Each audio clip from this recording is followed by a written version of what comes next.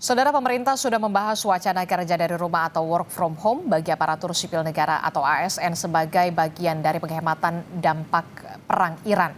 Kebijakan ini rencananya akan diterapkan sehari dalam seminggu. Lantas, apakah kebijakan ini akan efektif untuk menekan konsumsi BBM nasional dan apa solusi lain untuk menghemat BBM? Kita bahas bersama di pagi hari ini melalui sambungan daring. Sudah hadir melalui sambungan daring ada ekonom Indef Abra Talatov dan juga ada staf khusus Gubernur DKI Jakarta Ciko Hakim. Selamat pagi, Assalamualaikum Bapak-Bapak. Selamat pagi, Waalaikumsalam. Ya, saya mau ke Mas Ciko dulu. Mas Ciko, ini kan kalau pemerintah pusat sudah sepakat untuk akan menerapkan kebijakan work from home, tapi kemudian ini akan dilaporkan kepada Presiden dan rencananya akan diumumkan langsung oleh Menko Perekonomian Erlangga Hartarto. Sejauh ini, Pemprov DKI Jakarta kesiapannya seperti apa untuk menghadapi WFH ini? Saya rasa Pemprov DKI Jakarta yang pertama, seperti apa yang disampaikan oleh Bapak Pramono Anung, posisi kita adalah standby. Artinya kita menunggu arahan dari pemerintah pusat dan ketika arahan itu udah keluar, pastinya kita langsung akan mengeksekusi itu. Dan rasa-rasanya ini suatu hal yang kita juga sangat cukup siap karena memang Pemprov DKI Jakarta sebelum ini seperti disampaikan oleh Pak Tito Karnavian tadi, seluruh Indonesia telah melakukan bekerja di dalam rumah atau kerja from anywhere di masa pandemi yang lalu, bahkan itu juga tahunan ya, bukan cuma berapa bulan.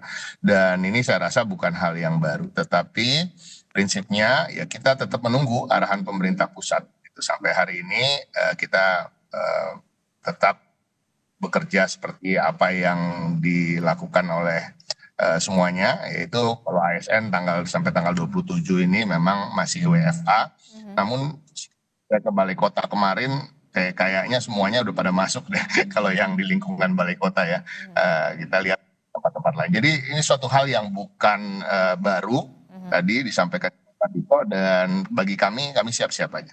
Oke, jadi berarti Pemprov DKI Jakarta dalam hal ini adalah standby dan siap mengikuti arahan dari pemerintah pusat terkait dengan kebijakan work from home ini. Nah, saya ingin tentunya tapi ada beberapa pekerjaan yang memang tidak bisa dilakukan di luar kantor ya, terkait untuk dengan pelayanan publik. Oke, saya ingin ke Mas Abra dulu. Mas Abra, ini kan kalau kita lihat ya, potensinya akan sehari dalam sepekan. Nah, kalau dari Indef sendiri menilai, efektif nggak sih untuk bisa mengurangi konsumsi BBM kalau WFH-nya ASN itu sehari dalam sepekan? Atau seperti apa kalau dari kacamata Indef sendiri?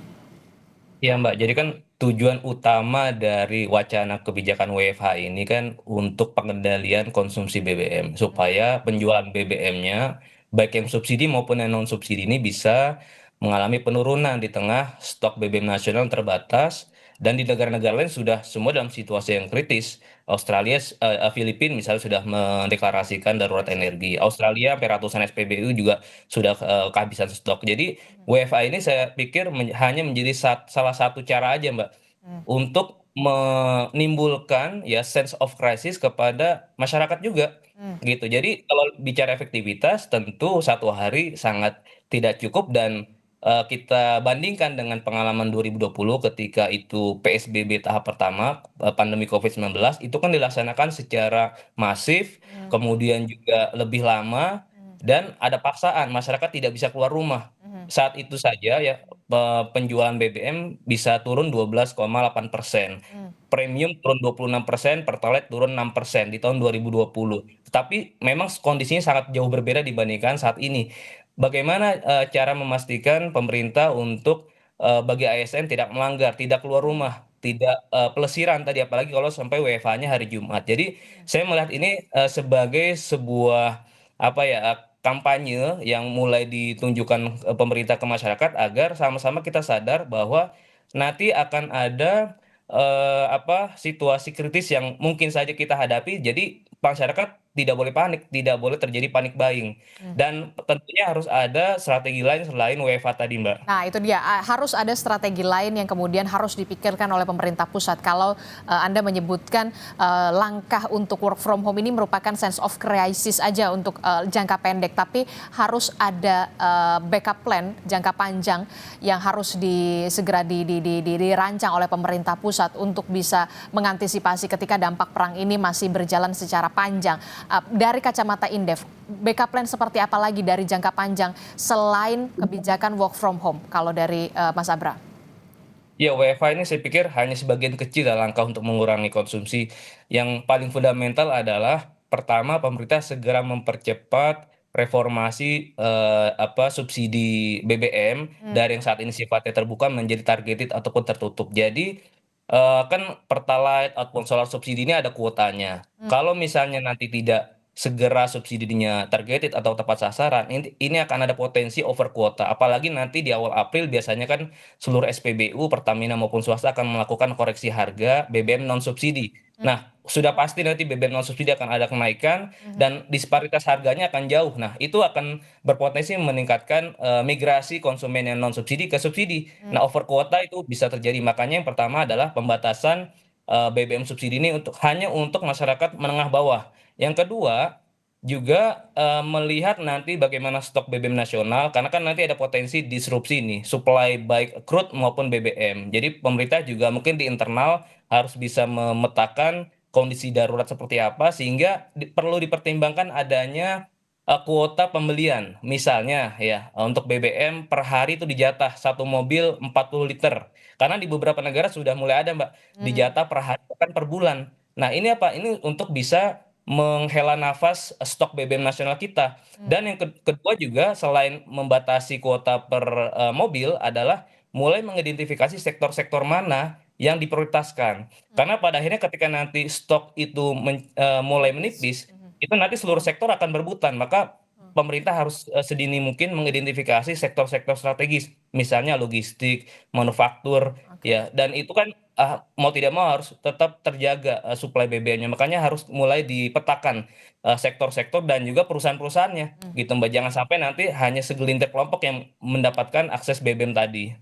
Oke, itu tadi yang Anda katakan bahwa memang ada beberapa hal yang perlu didetailkan lagi oleh pemerintah untuk jangka panjangnya. Salah satunya tadi disebutkan ada pembatasan BBM bersubsidi, pembatasan penggunaan BBM, terus juga ada memprioritaskan sektor-sektor mana yang harus WFH, mana yang tidak perlu WFH, itu yang harus didetailkan lagi oleh pemerintah pusat untuk jangka panjangnya. Tapi yang kemudian menjadi pertanyaan saya ke Mas Ciko, kalau Pemprov Jakarta sendiri kan sebenarnya setiap hari Rabu ini sudah ada kebijakan ya bahwa ASN-nya harus menggunakan transportasi publik. Apakah nanti ke depannya akan ada penambahan hari, tidak hanya hari Rabu saja, tapi mungkin hari Jumat atau hari Senin. Jadi tidak hanya satu hari untuk kemudian bisa melakukan efisiensi lagi untuk penggunaan BBM. Bagaimana? Ya, tentunya pertanyaan seperti ini sering banget dilontarkan kepada kami ya, dan ini suatu hal yang memang sebagai gebrakan dari Pak Pramono Anung dan Pak Rano Karno ketika pertama kali menjabat di tahun lalu. Dan tentunya penghematan BBM di hari itu, walaupun kami belum menghitung secara pasti, tapi yang bisa dipastikan pengguna Transjakarta itu naik ke 100.000 orang per setiap hari Rabu, yang biasanya 1 juta pengguna menjadi 1.100.000, dan itu konsisten setiap hari Rabu naik. Artinya ada sekitar ratusan, mungkin hampir puluhan ribu kendaraan bermotor yang tidak beroperasi pada hari itu, dan rasa-rasanya ini juga adalah bagian dari penghematan BBM tadi ya. Yang pertama itu. Yang kedua, terkait dengan penambahan hari, sampai hari ini Bapak Pramono Anung dan Pak Rano Karno belum menyampaikan terkait hal itu, tapi mungkin saja rasa-rasanya. Tapi prinsipnya kami tetap menunggu bagaimana arahan dari pemerintah pusat terkait dengan berapa hari akan ada work from anywhere atau work from home, dan keputusan itu. Oke, ini masih dipikirkan lagi ya, apakah nanti akan ditambah untuk kebijakan tidak hanya hari Rabu, tapi juga ada hari lainnya yang kemudian harus ASN untuk bisa menggunakan transportasi publik, termasuk juga ini menyiapkan transportasi publik agar masyarakat yang sebelumnya menggunakan kendaraan pribadi untuk beralih ke transportasi publik. Tentu ini juga harus disiapkan. Apakah nanti juga akan disiapkan bagaimana insentif-insentif, misalkan ada penurunan harga, ada diskon tarif ketika masyarakat ataupun para pekerja di luar golongan yang digratiskan begitu ya untuk transportasi publiknya. Jadi ada migrasi masyarakat yang biasanya naik kendaraan pribadi bermigrasi menggunakan transportasi publik, Mas Ciko. Jadi Adisti, sebenarnya kan seperti Adisti mention barusan bahwa memang ada 15 golongan yang kita gratiskan untuk transportasi umum yang ada di Jakarta. LRT Jakarta, MRT, dan Transjakarta atau Trans Jabodetabek sekarang namanya, karena juga bukan hanya melayani dari poin Jakarta ke Jakarta, tapi juga dari luar pinggiran Jakarta. Yang kedua, terkait dengan 15 golongan gratis ini sendiri pun belum begitu maksimal. Banyak yang masih belum mendaftarkan dirinya sehingga belum mendapatkan gratis ya, dari lansia, dari pekerja dengan penghasilan di bawah 6,5 juta, dari banyak lagi gitu ASN. Kalau ASN udah pasti, tapi TNI Polri juga, tetapi banyak lagi golongan-golongan lain yang masih belum mendaftarkan dirinya. Dan kini dalam kesempatan ini juga kami mengajak untuk mendaftarkan diri, karena sesungguhnya transportasi umum di Jakarta ini ketersambungannya sudah di atas 90%, sementara penggunaannya masih di bawah 25%. Jadi masyarakat ini masih belum terbiasa from point A to point B, biasa masih menggunakan kendaraan bermotor walaupun dekat gitu jaraknya ya. Kebetulan saya tinggal di daerah Mampang, Jakarta Selatan, itu banyak sekali yang pergi ke warung walaupun jaraknya nggak nyampe 300 meter aja naik motor gitu. Sementara sebenarnya ada mikrotrans misalnya, ada mini trans misalnya, dan juga masyarakat ini tidak harus berjalan lebih dari 500 meter untuk mendapatkan transportasi umum yang ada di Jakarta. Dan harapannya memang ini betul-betul harus dipikirkan bagaimana caranya kita sama-sama mensosialisasikan agar masyarakat menggunakan ini. Apakah nanti akan ada pengurangan lagi? Rasanya dengan kondisi ekonomi hari ini kita tetap berpegangan pada 15 golongan gratis dulu, Adisti. Karena kalau kita lihat dari 15 golongan gratis itu, Adisti, sesungguhnya hampir setiap rumah tangga itu ada 15 golongan itu. Ada lansia, ada pelajar, ada mahasiswa gitu ya. Sesungguhnya kan artinya hampir di setiap rumah tangga ada itu, dan pastinya itu akan mengurangi pengeluaran dari rumah tangga tersebut, khususnya juga terkait dengan pembelian BBM. Mudah-mudahan ke depan masyarakat mau untuk kemudian beralih secara total atau minimal separuh lah dalam seminggu untuk menggunakan transportasi massal. Oke, indeks ekonomi ya, rasa-rasanya 15 golongan dulu yang kemudian diprioritaskan untuk bisa dimaksimalkan begitu untuk bisa menggunakan transportasi publik. Nah, saya mau ke Mas Abra dulu, Mas Abra. Nah, apa yang kemudian perlu diperhatikan oleh pemerintah? Tidak hanya pemerintah pusat, tapi Pemprov lainnya, tidak hanya DKI Jakarta, tapi semua pemerintah provinsi untuk kemudian mengantisipasi dampak terhadap produktivitas, juga mendorong kebijakan lain seperti penggunaan transportasi umum yang tadi disebutkan dan juga pembatasan BBM bersubsidi. Iya Mbak, jadi tentunya WFH ini ya harus sifatnya terukur dampaknya. Jadi selain selektif ya, ASN maupun kementerian lembaga yang memang non esensial, yang kedua swasta juga ini sifatnya himbauan, jadi tidak boleh dipukul rata karena tetap pelayanan publik harus diutamakan. Yang kedua adalah parameter keberhasilan. Nah, kalau saya mencoba membuat simulasi sederhana, misalnya taruhlah target pemerintah ya terhadap WFH untuk ASN ini 2 juta. 2 juta pekerja dengan asumsi satu hari misalnya kita bisa menghemat 2 liter, karena ini skenario yang cukup moderat, itu paling tidak 1 minggu itu bisa kita menghemat BBM itu sekitar 4,2 juta liter. Dalam 1 bulan 17,8 juta liter. Nah, dan kalau kita konversi ke nilai subsidi itu ada penghematan sekitar 30,4 miliar rupiah per bulan. Jadi kalau dari sisi nilai subsidi memang ya sangat kecil, hanya sekitar 30 miliar dalam 1 bulan. Tetapi esensinya adalah setiap kebijakan itu harus bisa diukur keberhasilan. Jadi kan nanti WFH 1 hari, entah itu hari Jumat atau hari Rabu, pemerintah harus bisa mereview dalam hari itu WFH, kira-kira penurunan penjualan BBM itu berapa persen. Hmm. Nah, ketika memang dianggap cukup efektif, di minggu kedua, minggu ketiga, baru nanti bisa jadi ada adjustment lagi, apakah itu harinya diganti ataupun ditambah hari, tergantung tadi efektivitas, karena sangat tergantung dengan kedisiplinan para pekerja juga. Nah, yang kedua selain WFH, tentu tadi selain mendorong penggunaan kendaraan umum, masyarakat juga paling tidak sebagian bisa kembali ke kebiasaan yang lama, misalnya bersepeda ke kantor, Mbak, dulu kan ada bike to work. Hmm. Bahkan kalau kondisi ekstrim, Mbak, di Kuba itu karena di sana energinya sedang krisis, itu masyarakat berjalan ke kantor dalam kondisi yang kritis. Jadi memang harus ada pilihan-pilihan bagi masyarakat. Nah, yang terakhir yang menurut saya juga menarik adalah perlu adanya percepatan penggunaan kendaraan listrik, baik mobil maupun motor listrik. Nah, contoh nih, Mbak, ada 7 juta pekerja ojek online.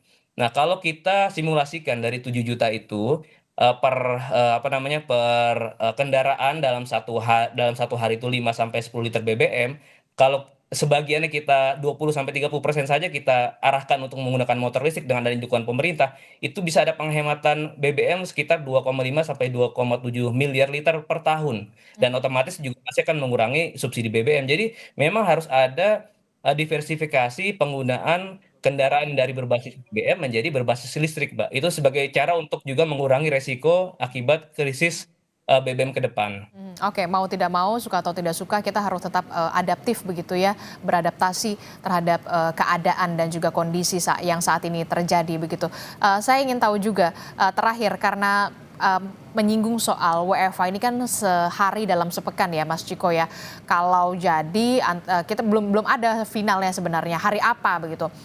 Tapi kemudian ada pengamat mengatakan kalau hari Jumat ya sama aja bohong, bisa jadi long weekend, bukannya di rumah malah di puncak, di Bandung. Nah, bagaimana kemudian bisa menjamin bahwa ASN Pemprov DKI Jakarta benar-benar melakukan work from home, bukan anywhere? Kalau menjamin itu kan kita lebih berpatokan, kita berharap ada integritas daripada para ASN ya, itu aja sih. Kita kan nggak bisa pasang ankle bracelet misalnya untuk dengan GPS misalnya, kan mereka berada di mana. Tetapi artinya tentunya kita akan tetap mengeluarkan aturan yang kemudian berharap dan juga meyakini bahwa sebagian besar dari ASN kita juga akan patuh terkait dengan itu. Dan mudah-mudahan apapun yang diputuskan oleh pusat bisa berdampak, dan semoga bisa segera juga keputusannya dikeluarkan supaya kita juga bisa bersiap. Dan saya rasa Pak Pramono Anung telah juga menyampaikan bahwa beliau juga siap mengeluarkan aturan-aturan lain yang mudah-mudahan bisa berdampak juga terkait dengan bagaimana pengurangan dari penggunaan BBM ini, dan supaya kita bisa mensupport secara nasional program yang dicanangkan oleh pemerintah pusat. Oke, sanksi apa yang bisa diberikan oleh Pemprov DKI Jakarta kepada ASN yang kemudian masih nakal nih ketika work from home, bukannya di home tapi kemudian di kafe atau kemudian justru malah liburan? Nah, pertanyaannya apakah aturannya itu betul-betul WFH atau WFA, work from anywhere, ya kan? Kalau work from anywhere ya kan Ya nggak saya apa-apa, rasa tapi boleh. kalau misalkan work from home?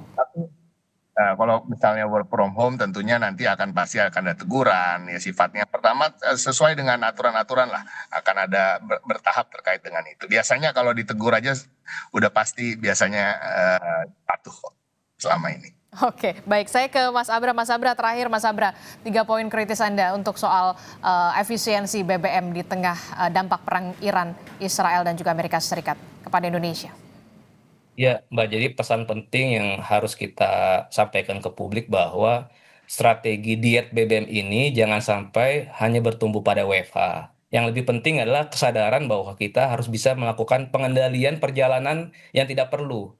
Perjalanan menggunakan kendaraan khusus, kendaraan pribadi. Jadi kesadaran ini harus dibangun sehingga hemat BBM itu jangan kita maknai untuk membatasi kegiatan ekonomi. Jadi antara pembatasan penggunaan BBM jangan sampai dikontradiksikan dengan akan menurunkan produktivitas ekonomi. Jadi tetap ekonomi kita bisa akan tumbuh sepanjang masyarakat sadar bahwa kita harus mengendalikan konsumsi BBM yang tidak perlu, harus efisien. baik individu maupun di sektor bisnis usaha ya logistik dan sebagainya itu pemerintah harus bisa memastikan penggunaan BBM itu efisien dan bisa cukup ya untuk di situasi kritis ini sehingga pertumbuhan ekonomi tetap bisa kita harapkan sesuai dengan Jalan. target sama-sama gitu Mbak.